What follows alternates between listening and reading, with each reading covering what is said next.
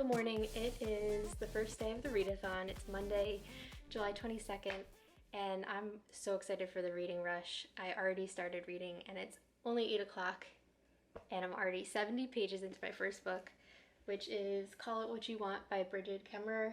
You saw that I went to the gym, and I go to the gym in my apartment complex because it's a really quick walk from my building. The sprinklers were on this morning, and they're the kind that kind of like rotate. So everywhere that I went to get into the building, the sprinklers were. So I was doing like Mission Impossible, like trying to go through like their like lasers, you know. Somehow I made it into the building without getting completely soaked. First few pages that I read of this, I wasn't sure if I was going to like it because it's kind of like simple conversational writing. It felt a little bit juvenile. I mean, it is young adult and I'm 30 now, so sometimes when I read YA, I can't get into it as easily, and I think that's usually contemporary I'm finding, which makes me sad because I love contemporary YA. But like if you think about like To All the Boys I Loved Before, like that kind of writing doesn't grip me as much anymore, which I get it. I'm not the target audience, so I don't fault it for anything. But I just wasn't sure if I was going to be able to get into this book. Obviously, I was on the treadmill. I couldn't go anywhere, and that's part of the reason I went to the gym, because I was like, I can't check my social media. I can't get distracted with anything. And I ended up working because now I'm 70 pages in, and I'm really enjoying it. Like I was saying in my TBR video, this author is really good at doing character development and character relationships and stuff, and I'm already seeing that in this book. I really like the two main characters. They both have gone through some crazy stuff with their family and some stuff in the past that's happened, and so like everyone at the school doesn't really like them and kind of treats them like a pariah, like a social pariah. And so they get paired for a calculus project together, and I'm just really enjoying so far their interactions and like seeing beyond what the gossip in the school has been and like learning about each other. I like it. It's cute so far. So I made a big cup of coffee and I'm gonna log in and do some work. I work from home some days, so obviously I can't read while I'm working from home, but I will try to read during my lunch break, and then obviously I don't have to drive home. I don't have a commute when I work from home, so I'll read after work, and then Andrew and I usually spend Monday nights hanging out and watching a certain show, which I will vlog later if he lets me. But so far, day one, a few hours into the reading rush, and I am doing great. Let's hope that this continues. Before they're gone, no one outpaces the up. Miller Lite is brewed for great taste with only 96 calories and syrup.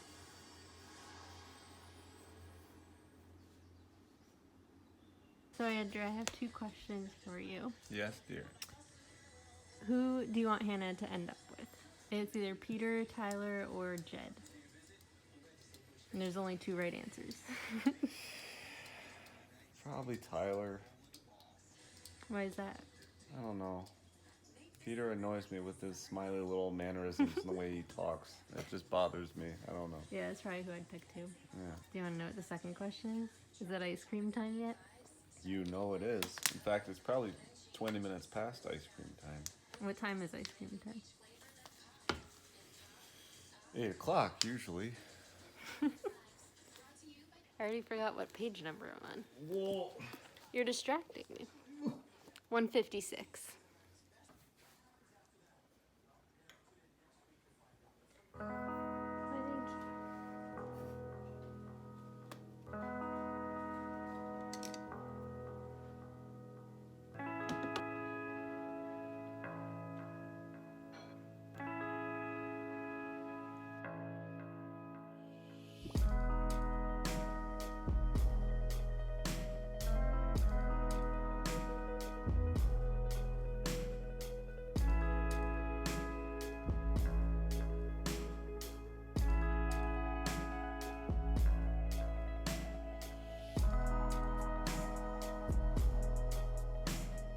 It's 10 o'clock at night on Tuesday, the second day of the reading rush, and I finished my first book, Call It What You Want.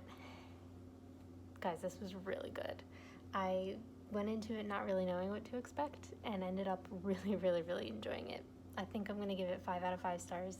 Don't even want to like think about it overnight because This book just made me feel so many emotions, and I can't wait to read more by this author. Some initial thoughts that I have. So, two random things that I thought of. One is that Megan's dad reminds me of Hopper from Stranger Things. And then the other character, the librarian, I loved him so much, and I'm so glad that this book portrayed teachers in a really positive light. I feel like a lot of the times they're like the villain almost. This was great. It was showing a teacher as like a mentor and as somebody that really cared, because teachers, a lot of them go above and beyond for their students. Teachers are nurses, they're counselors, they're nutritionists, they're everything for kids, for their students. And so it was great to see that being portrayed in this book. I also really liked the two main characters, and I thought that they complemented and contrasted each other very well. So they both come from very different backgrounds, so that was great because that caused a lot of conflict that was natural and made them look at the world a little bit different.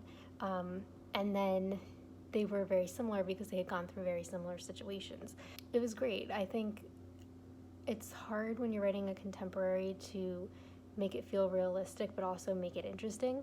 And even though like a lot of us can't relate to what Rob went through with his dad embezzling money, and then with Megan and her sister being pregnant in college, the way the author wrote it, I don't know why I'm talking like this, the way that the author wrote it just really like made it relatable, because she touches on themes that we can all relate to. So like Megan and her sister are learning how to be better sisters for each other and how to be supportive of each other, even if they aren't very similar and don't get along all the time. Like that's something everybody can relate to, even if their sister wasn't pregnant. Like I have a sister and I related to that.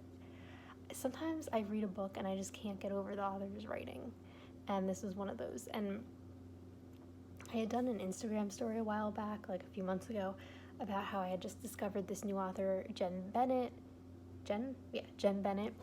and I really loved her books, and they made me feel so many things. And I think that Brigid Kemmerer is now going to be another one of those authors, because it was the same situation where I just felt so many emotions while I was reading, and I really, really enjoyed it. So she's probably going to go on my auto-buy author list, and I can't wait to read more stuff from her. So here's my bullet journal update. I read 213 pages, filled that in, and then it was so satisfying to color in the stars for Call It What You Want, and that means I also completed my first challenge of 5-word title. So now I'm exhausted and I'm gonna go to bed because today was a long day and I have to get up early tomorrow.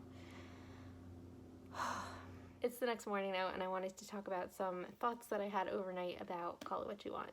The first being that the character Rob is very vulnerable in this book, and he actually cries at some points, and I found that refreshing that, especially in a young adult book, we see a guy or a man that's crying, because I feel like that's something that our society needs to work on, is letting men be vulnerable and telling them that it's okay to cry.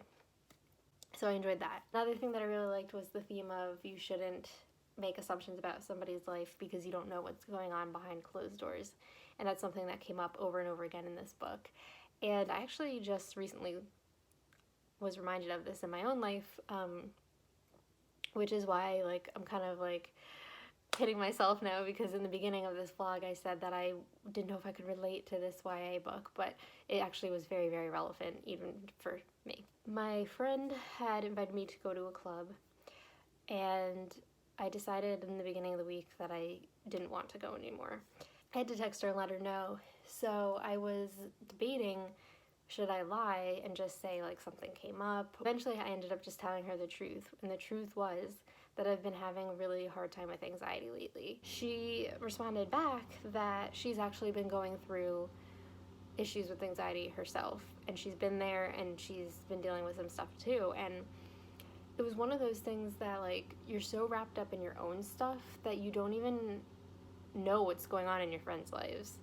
And if I had just said oh, something came up and I can't go, it wouldn't have opened the door for a conversation and for us to check in on each other mentally and emotionally, because after that, we talked for a few minutes, for a while actually, and it really helped me feel better to know, one, that I'm not alone, and two, that I have somebody that would listen to me, because she kept saying, like, if you ever need to talk, just text me. Like, getting emotional now, but it's just nice knowing that you have that, you know. I learned again that you can't assume that everything is fine just by what you see on social media, just by what you see when you're with that person, because they can seem fine, but there could be stuff going on behind closed doors. And I'm sure, you know, a lot of people in my real life have no clue that I deal with anxiety. I think they think I'm just shy or, you know, whatever, and I don't think they see, you know, what really happens behind closed doors. So, long story short, I like the theme of this book. I think it was really important, and I think it's relevant. Yeah, 5 out of 5 stars to call it what you want. And I'm definitely going to read another book by this author soon. That's it for today. I'm going to start my next vlog. I decided to do Wednesday and Thursday as one, and then Friday, Saturday, Sunday as another, just because I've been doing a book every 2 days so far. So I'm hoping that it'll continue that trend. Oh my god. I'm actually having anxiety issues right now, so I'm trying to distract myself with this vlog. Click on to the next video when it's out if you want to see what's making me anxious, because I'll probably talk about it there. So, alright, bye guys. See you later.